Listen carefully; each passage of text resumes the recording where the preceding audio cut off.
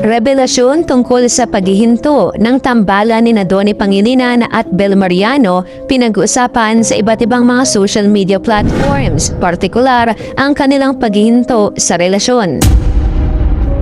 Para sa kabuuang ulat, alamin natin ang buong detalye.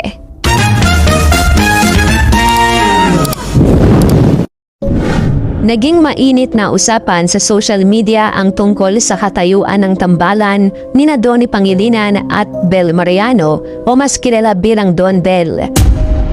Marami ang nabigla at nalungkot matapos kumalat ang mga video mula sa kanilang kamakailang media conference kung saan kapansin-pansing naging emosyonal ang dalawa.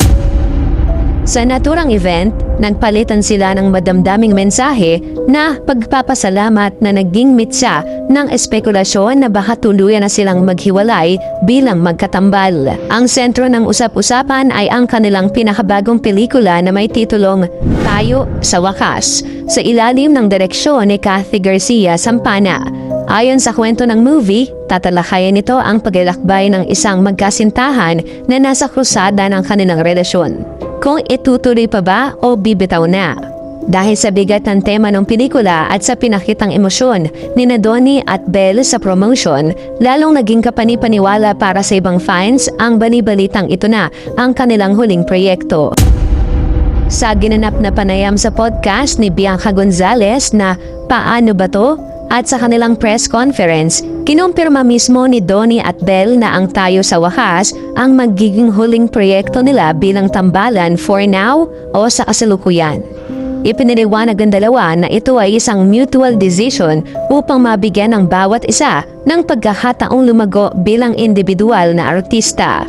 Ayon kay Donnie, nais nilang ibuhos ang lahat ng pelikula dito bilang pasasalamat sa kanilang fans bago sila sumabak sa mga bagong landas ng magkahiwalay.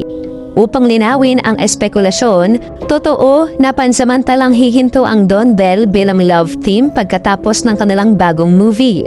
Gayunpaman, mahalagang linawin na ito ay isang professional pause at hindi nangangahulugang tapos na ang kanilang pagkakaibigan o ugnayan sa totoong buhay. Ang kanilang pag-iyak sa presscon ay dulot ng 7 taon nilang pinagsamahan at ang emosyon ng pagtatapos ng isang mahalagang kabanata sa kanilang karera. Walang kumpirmasyon na sila ay may alitan. Sa katunayan, binigyan din ni Donnie na palagi siyang nasa likod ni Bel anuman ang mangyari.